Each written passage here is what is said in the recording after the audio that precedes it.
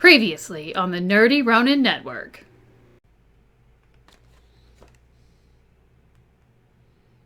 What? What?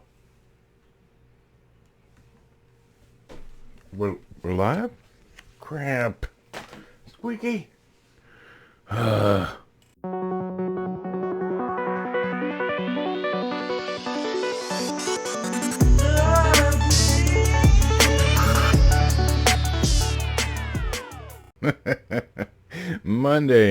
Monday, right? It's Monday. Here we are. The weekend's officially over, and Squeaky Chair and I are still having to work some of the bugs out with his producer skills. But he's trying, and can't be mad at him for that.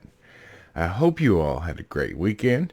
I hope you're having an okay beginning to your work week. I'm sorry that it's come to this, but if it makes you feel any better, I stabbed myself in the mouth with a knife earlier, trying to do something called eating.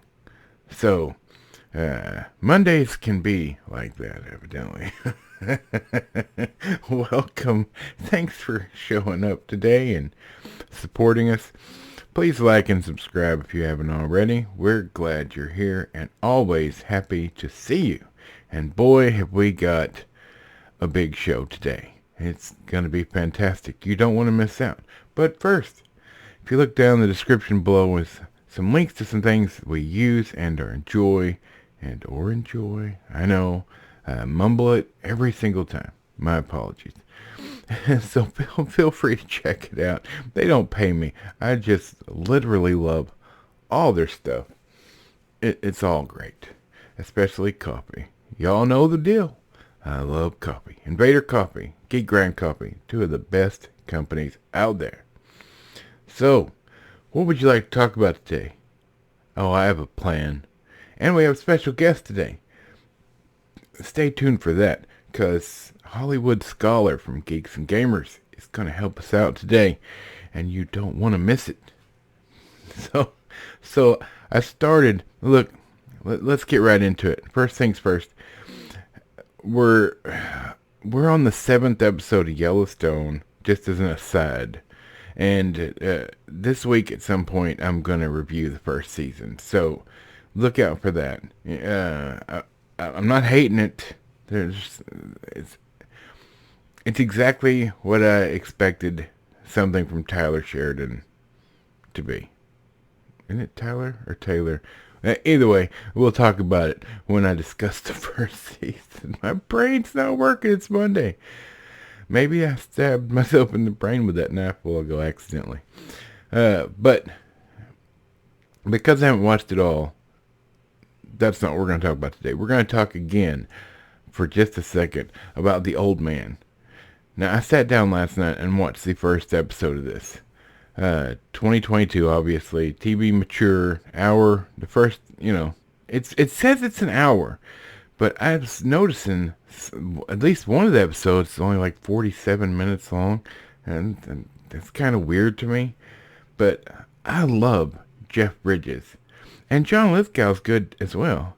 And I don't really know FX's track record for this, but this is based on a book that I have not read.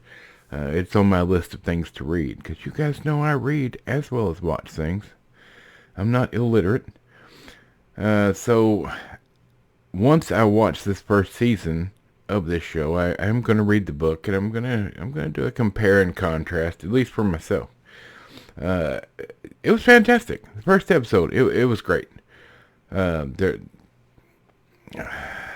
You don't know enough after the first episode about what's actually going on to really know how to discuss it per se. It's definitely not a huge exposition dump, which is also something nice about Yellowstone. There's not a bunch of exposition dump. You're kind of lost. You have to figure some things out on your own. But Jeff Bridges does a delightful job in this as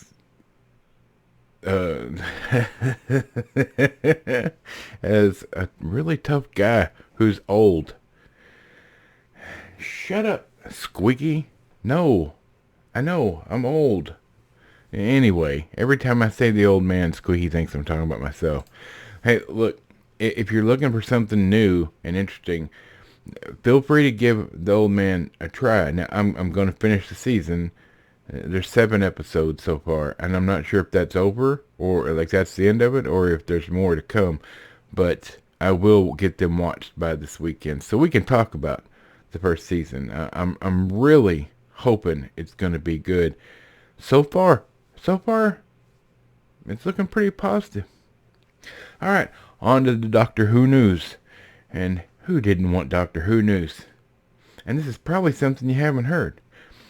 So Russell T Davies is who reinvigorated the Doctor Who franchise back in the early 2000s. And he did a great job. Like David Tennant, Matt Smith, that era. Okay? And the fans love Russell T Davies. He's fantastic. He's not perfect, but he's got more great episodes than bad. And when Chris Chibnall and Jodie Whittaker destroyed the franchise with their 3-year run, or 3-season run, completely destroying canon and destroying the way from the beginning. They ruined it all. And it was announced that Russell T Davies would be coming back and have full creative control. And at that point, the fans that had left, myself included, thought, well, maybe there's a possibility this could turn out good. There's even talk of bringing David Tennant back, at least for a bit of time. And then something's happened. And I gotta tell you, I for one am done. Like, completely done. I'm not, regardless of how good it is, when Rusty Davies gets it back on air, then gets it back, then does his part, I'm not going to watch it. And if you'd like to understand more about this, there's a link in the description to Hollywood Scholar's video about how Russell T Davies has treated one fan just abstractly based on the long-time Doctor Who fan being a conservative. The fan didn't bring up anything political. Russell T Davies did. And basically he called this longtime fan, see you next Tuesday. And I know, Mom, you didn't understand that. I'm sorry. Just forget I said it. But bringing up the Hollywood Scholar, he did a great job covering this. He even brought the receipts and shows that it actually did happen. It's not fake. And there's a link down below in the description to both of those videos. So there you have it. Take it as you will. But speaking of Hollywood Scholar, I talked to him and I asked him, why don't he share his five movies that he really enjoys. All right. So he did. Squeaky, think you can handle bringing up Hollywood Scholar for us? Thanks.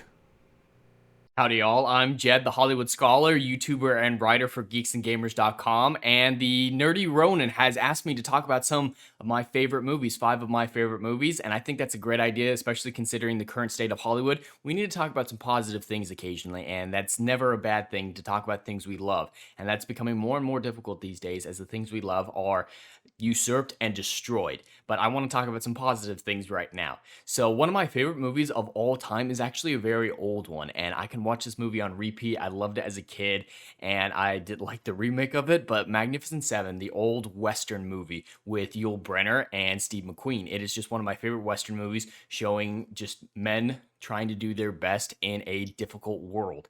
And it's just a very personal connection to me. I love Western stuff. I grew up reading so many Western books, and it just epitomizes the West for me in so many great ways that I could watch that movie on repeat for the rest of my life and be happy with it. It is a phenomenal movie. If you haven't seen Magnificent Seven, definitely check it out. And then, of course, there's the classic answer of the Lord of the Rings trilogy. Now, when I read the books, they were all in one. It was one book, Lord of the Rings, and that's how I kind of considered the Lord of the Rings trilogy movie-wise in my head as well, as just one long epic. Extended versions only, of course. Lord of the Rings, it's the best fantasy ever created, and even though I'm dipping into the realm of fantasy, writing my own fantasy stories, I know I will never compete with that story because it is just so timeless and so amazing, and I just love that universe so much and what Peter Jackson was able to create from it, that you can never go wrong with watching the Lord of the Rings trilogy all through at once, extended editions. It might take a day, but it is well worth a wasted day.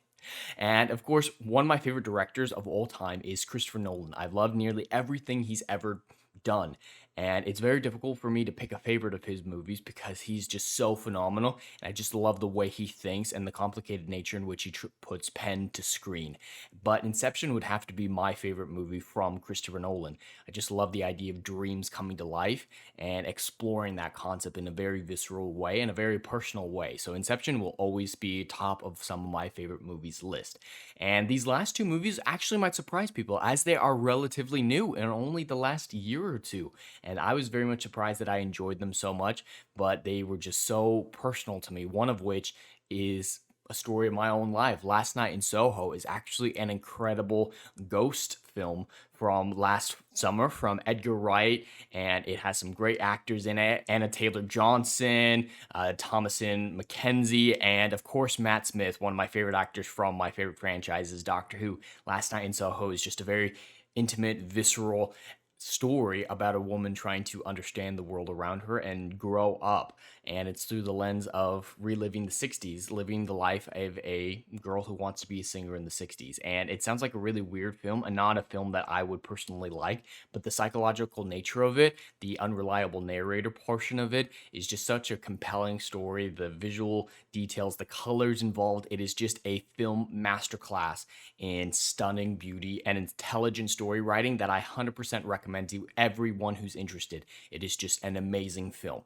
And another film that came out recently, also with Anna Taylor-Johnson, is The Northman. And I love this movie more than even a lot of people in this sphere. I'm a big fan of mythology. Greek mythology is one of the most important things to me, but Norse is a close second. And so I love this classic retelling of an old myth from the Norse time of Hamlet. And it is just a really great movie put to screen, and I enjoyed every single second of it. It was a visually stunning and compelling movie about a strong man just fighting for his revenge, and he may not be a good person, but you can understand every decision he makes, and you get inside his head in a way that is so rare these days in modern Hollywood, where they don't know how to write. This movie was written so intelligently that I have to recommend it to everyone. Now, these aren't my top 5 favorite movies of all time. They're just ones that I've been watching recently and love so much that I had to recommend and talk about positively because these are incredible. So shout out to the Nerdy Ronin. Thank you so much, man, for getting me to talk about these movies. I love these movies, and I'm always excited to talk about things positive, especially these days. And it's just gives me a little bit of hope, especially because these two movies are relatively recent, that there might be a change coming. But back to you, man. Hey, thanks, Hollywood Scholar. That was awesome. Man, great. I love your TARDIS, dude.